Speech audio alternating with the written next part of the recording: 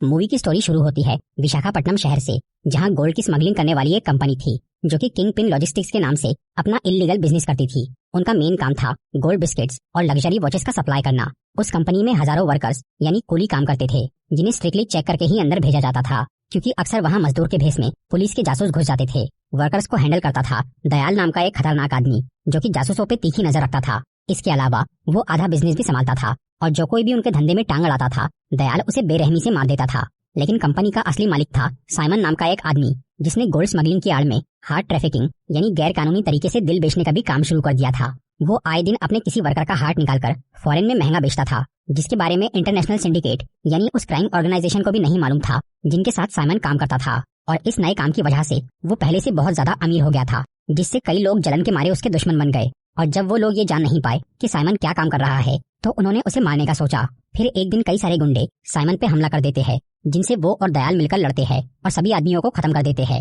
लेकिन इस वारदात की खबर पुलिस को लग जाती है, जो कि साइमन के खिलाफ अपनी इन्वेस्टिगेशन शुरू करती है। अगर पुलिस को उन गुंडों की लाश मिल जाती तो साइमन का पूरा बिजनेस बंद हो जाता, और एक रात में 22 डेड बॉडीज को ठिकाने लगाना बेहद मुश्किल काम था। तब साइमन को अपने बेटे से राजशेखर नाम के एक आदमी के बारे में पता चलता है, जिसने एक ऐसी इलेक्ट्रिक चेयर इन्वेंट की थी जिससे किसी की भी लाश को तुरंत राख में बदल सकते थे। राजशेखर ने ये चेयर पोल्यूशन कम करने के लिए बनाई थी, और उसे ये उम्मीद थी कि अगर सरकार उस मशीन को पास कर दे तो वो बहुत अमीर बन जाएगा और अपनी 3 बेटियों को डॉक्टर बना पाएगा। लेकिन गवर्नमेंट ने उस चेयर के पेटेंट को रिजेक्ट कर दिया, ताकि बुरे लोग उसका गलत इस्तेमाल न करे। इससे राजशेखर बहुत उदास हो गया था। पर अब साइमन उससे मिलकर ये बोलता है कि अगर वो अपनी चेयर से उन गुंडों की लाश को राख कर दे तो वो उसे बहुत सारे पैसे देगा। पहले तो राजशेखर इसके लिए मना करता है, लेकिन फिर वो साइमन के डर से और अपनी गरीबी दूर करने के लिए मान जाता है, और वो अपनी बड़ी बेटी प्रीति के साथ मिलकर उन 22 डेड बॉडीज को अपनी चेयर से डिस्पोज कर देता है। इसके बाद राजशेखर किंग पिन कंपनी के लिए ही काम करने लग जाता है, क्योंकि उस हार्ट ट्रैफिकिंग वाले काम में हर दिन वहाँ किसी वर्कर की जान जाती थी। इसलिए साइमन ने राजशेखर को अपना परमानेंट मेंबर बना लिया था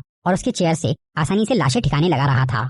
फिर राजशेखर को वहाँ काम करते हुए 5 साल बीत जाते हैं, पर उसे अब तक ये नहीं मालूम था कि वो डेली किन की बॉडीज डिस्पोज करता है। लेकिन फिर एक दिन वो गलती से कंपनी के रेस्ट्रिक्टेड एरिया में चला जाता है, जहाँ पे हार्ट ट्रैफिकिंग होती थी, और वहाँ वो कुछ डॉक्यूमेंट्स देखकर ये जान लेता है कि वहाँ कुलियों का दिल निकालकर बेचने का भी काम चलता है। वो हार्ट ट्रैफिकिंग वाला बिजनेस साइमन का सबसे बड़ा सीक्रेट था, जिसके बारे में कुछ ही लोग जानते थे। इसलिए जब दयाल ये देखता है कि राजशेखर ने वो राज जान लिया, तो वो उसे मार डालता है और वो उसकी डेथ को हार्ट अटैक साबित कर देता है।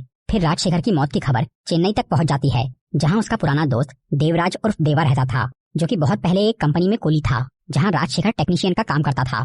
देवा न सिर्फ राजशेखर का खास दोस्त था, बल्कि उसने उसकी बहन से शादी भी की थी। लेकिन कई साल पहले राजशेखर की बीवी और उसकी बहन यानी देवा की पत्नी एक साथ एक हादसे में मारे गए थे।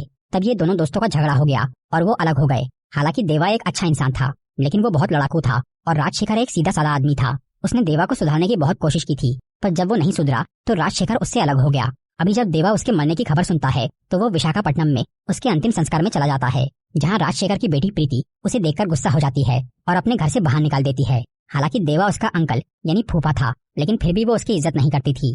पर देवा को इस बात से ज्यादा अपने दोस्त की मौत का बुरा लग रहा था, और उसे ये भी डाउट था कि राजशेखर हार्ट अटैक से नहीं बल्कि किसी और कारण से मरा है।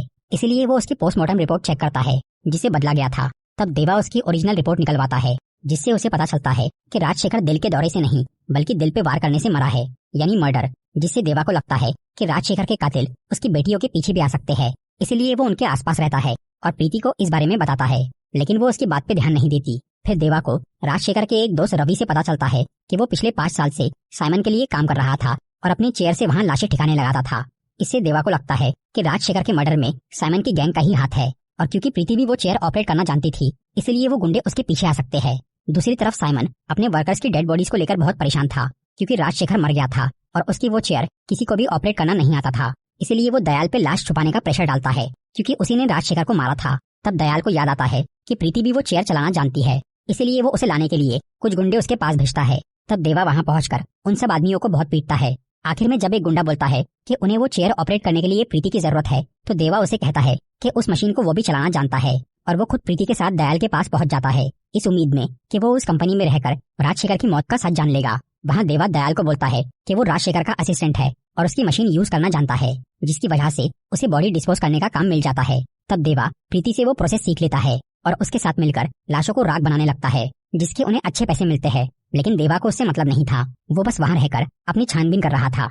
फिर एक रात साइमन देवा और प्रीति को कॉल करके बुलाता है और उन्हें एक डेड बॉडी दिखाता है, जो कि दयाल की थी, क्योंकि दयाल असल में एक पुलिस वाला था, जो कि 8 साल पहले जासूस बनकर वहाँ घुसा था। ये बात अब साइमन जान गया था, इसीलिए वो उसे पीटकर मार डालता है। फिर वो देवा और प्रीति को बोलता है कि वो उसकी लाश को कमिश्नर ऑफिस के बाजू में दफना दे, ताकि पुलिस को ये समझ में आए कि साइमन के धंधे में दखल देने से क्या होता है। इसके बाद जब देवा और प्रीति उसे वहाँ ले जाकर दफन करते हैं तो दयाल अचानक उठ जाता है, क्योंकि वो मरा नहीं था, बस कुछ देर के लिए उसकी धड़कन रुक गई थी। ये देखकर देवा साइमन के आदमियों को इस बारे में बता देता है। तब साइमन उसे बोलता है कि वो दयाल को मार दे और वो बदले में उसे इनाम देगा। लेकिन फिर दयाल प्रीति और देवा से अपनी जान की भीख मांगता है, इसलिए वो दोनों उसे छोड़ देते हैं और साइमन से झूठ कहते हैं कि उन्होंने उसे मार दिया। तब साइमन देवा को बुलाकर बोलता है कि उसे ये मालूम है कि वो राजशेखर का असिस्टेंट नहीं बल्कि उसका दोस्त है और वो उसकी मौत की छानबीन करने यहाँ आया है। फिर वो देवा को एक सीसीटीवी फुटेज दिखाता है जिसमें दयाल राजशेखर को मार रहा था। ये देखकर देवा के होश उड़ जाते हैं। तब साइमन उसे बोलता है कि यही देवा का इनाम है कि उसने अपने दोस्त के कातिल को मार दिया। लेकिन सच तो ये था कि देवा ने उसे छोड़ दिया था और उसने प्रीति को दयाल के साथ एक ट्रेन में भेजा था ताकि वो उसे दूसरे शहर तक पहुंचा दे। इससे देवा को बहुत पछतावा होता है। तभी उसे दयाल का कॉल आता है जो कि ये बोलता है कि प्रीति उसके कब्जे में है और अब देवा को उसकी हर बात मानना होगा। असल में दयाल पहले पुलिस का इन्फॉर्मर था और उसने 1 साल तक कंपनी की हर खबर पुलिस को दी थी, लेकिन फिर उसे लगा कि इस काम में कोई फायदा नहीं है, इसलिए उसने पुलिस का साथ छोड़ दिया और अगले 7 साल साइमन की कंपनी में ही काम करके वहाँ का लीडर बन गया। पर वो साइमन को भी धोखा दे रहा था और उसका माल चुरा के जमा कर रहा था ताकि वो एक दिन वहाँ से भाग के दूसरे देश में बस जाए। पर क्योंकि अब साइमन ने उसे पकड़ लिया था, इससे दयाल का कुछ काम बाकी रह गया था, इसलिए अब वो देवा को बोलता है कि वो कंपनी में रहकर उसका अधूरा काम पूरा करे, नहीं तो वो प्रीति को मार देगा। फिलहाल देवा ने उस सीसीटीवी फुटेज में ये देखा था कि राजशेखर मरने से पहले दयाल के कान में कुछ बोल रहा था, इसलिए वो दयाल से इस बारे में पूछता है, जो कि बताता है कि राजशेखर ने कहा था कि उसके मरने के बाद एक आदमी आएगा जिसे वो एक मैसेज दे, पावर हाउस। असल में पावर हाउस एक शराब का नाम था जो कि देवा को पहले बहुत पसंद थी और वो उसे पीकर अक्सर लोगों को मारता था। लेकिन फिर एक दिन राजशेखर ने उसे ये कसम खिलवाई कि वो शराब पीना छोड़ दे, इसलिए देवा ने 30 साल से नहीं पी थी। पर अब वो राजशेखर का आखिरी मैसेज सुनकर ये समझ जाता है कि उसका दोस्त ये चाहता था कि वो पावर हाउस पीकर उसकी मौत का बदला ले। तब देवा 30 साल बाद वही बॉटल उठाता है और उसे पीकर दयाल को मारने की कसम खा लेता है। उधर दयाल प्रीति को लेकर नेल्लोर नाम के एक शहर में चला गया था और वहाँ से देवा को ऑर्डर दे रहा था। वो सबसे पहले देवा को अपने एक आदमी से थोड़े पैसे और एक पासपोर्ट दिलवाता है और उसे विशाखापट्टनम की एक खुफिया बड़ी तिजोरी में रखने बोलता है जहाँ दयाल ने अपना चोरी का माल छुपाया था। इसके बाद वो देवा को कंपनी के रेस्ट्रिक्टेड एरिया में जाने बोलता है जहाँ से दयाल को हार्ड खरीदने वालों के इन्फॉर्मेशन पेपर चाहिए थे ताकि वो खुद भी वो धंधा कर सके, क्योंकि उसमें बहुत फायदा था। लेकिन देवा जब उस जगह पे जाता है तो उसे साइमन के वो आदमी देख लेते हैं जो कि हार्ड ट्रैफिकिंग का काम संभालते थे और उन्हें ये हैरानी होती है कि देवा को वहाँ का पासवर्ड कैसे पता चला, इसीलिए वो उसे इन्फॉर्मर समझ के उस पर हमला कर देते हैं। तब देवा उन सबको मार देता है और वो डॉक्यूमेंट्स उठा लेता है, जिससे उसे साइमन के उस सीक्रेट बिजनेस के बारे में पता चल जाता है और ये भी समझ में आता है कि वो लोग अब प्रीति का दिल निकालने वाले हैं। वो डॉक्यूमेंट्स दयाल को कुछ दिन बाद देना था, पर उससे पहले देवा अपने आदमियों से दयाल की इन्फॉर्मेशन निकलवाता है, जिससे उसे उसका पुलिस रिकॉर्ड और सब पता चल जाता है। इसके अलावा देवा अपने कुछ साथियों को नेल्लोर भेजकर वहाँ दयाल और प्रीति पर नजर रखने बोलता है। फिर दयाल देवा को एक आखिरी काम देता है, वो उसे साइमन के बेटे अर्जुन को मारने बोलता है, क्योंकि उसके बाप ने उसे बेइज्जत करके पीटा था। लेकिन देवा अर्जुन को नहीं मारता क्योंकि वो एक अच्छा लड़का था, उल्टा वो उसे उसकी गर्लफ्रेंड के साथ भगा देता है, क्योंकि अर्जुन को अपने पिता के बिजनेस में इंटरेस्ट नहीं था और वो उस लड़की से शादी करके इस सबसे दूर रहना चाहता था। पर देवा के अर्जुन को छोड़ने से दयाल बहुत गुस्सा हो जाता है और वो प्रीति को मारने की कोशिश करता है। तब देवा उसे दिखाता है कि उसकी बीवी उसके कब्जे में है, जो कि अर्जुन की गर्लफ्रेंड कल्याणी थी, जिसके साथ वो भागने वाला था। वो असल में दयाल की बीवी थी और अर्जुन से प्यार का नाटक कर रही थी। अपनी बीवी को उस इलेक्ट्रिक चेयर पे फंसा देखकर दयाल प्रीति को छोड़ देता है। तब देवा के आदमी उसे वहाँ से निकाल लेते हैं और चेन्नई में देवा के घर ले जाने लगते हैं। इसके अलावा देवा ने अब दयाल की वो तिजोरी भी खाली कर ली थी और प्रीति की बहनों को छुड़वा लिया था, जिन्हें दयाल के आदमियों ने पकड़ के रखा था। और क्योंकि अब दयाल के पास कुछ बचा नहीं था, इसीलिए देवा उस पर ध्यान नहीं देता। तभी देवा को रवि बताता है कि राजशेखर ने कहा था कि जो भी देवा के लैंडलाइन पे कॉल करके उसका कुली नंबर बोलेगा वो उसकी औलाद होगा। ये सुनकर देवा चौंक जाता है और चेन्नई में अपने घर चला जाता है, जहाँ पे प्रीति की बहनों को लाया गया था।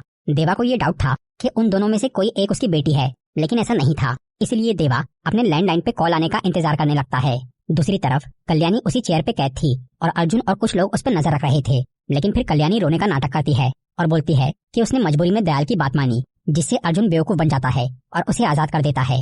तब वो बाकी सबको मार देती है और अर्जुन को बेहोश करके किडनैप कर लेती है। असल में कल्याणी भी एक पुलिस वाली थी जो कि दयाल के साथ इन्फॉर्मर बन के उस कंपनी में आई थी और वो दोनों ने ही 1 साल बाद पुलिस का साथ छोड़ के अपनी अलग प्लानिंग कर ली थी। फिर कल्याणी दयाल को कॉल करके बोलती है कि वो प्रीति का पीछा करे और उसे पकड़ ले, ताकि वो उसके सहारे देवा से अपना माल और डॉक्यूमेंट्स वापस ले सके। उधर साइमन ने सीसीटीवी फुटेज में ये देख लिया था कि देवा ने रेस्ट्रिक्टेड एरिया में घुसकर हार्ड ट्रैफिकिंग वाले सभी वर्कर्स को मार दिया, इसलिए वो उसके खिलाफ हो जाता है। ऊपर से अभी अर्जुन भी लापता था, जिससे साइमन को लग रहा था कि वो देवा के कब्जे में है। इसलिए वो अपने कई सारे आदमियों को चेन्नई में देवा के घर भेज देता है, जिनसे देवा और उसके कुछ पुराने कुली दोस्त मिलकर लड़ते हैं। इसी बीच दयाल वहाँ प्रीति का पीछा कर रहा था। तब प्रीति देवा के आदमियों के साथ एक ट्रेन में बैठ जाती है, लेकिन दयाल वहाँ आकर उन सबको मारने लगता है। तब प्रीति को अपने पिता की बात याद आती है, जिन्होंने कहा था कि जब भी उसकी जान खतरे में हो तो वो एक नंबर पे कॉल करके किसी कुली से हेल्प मांगे।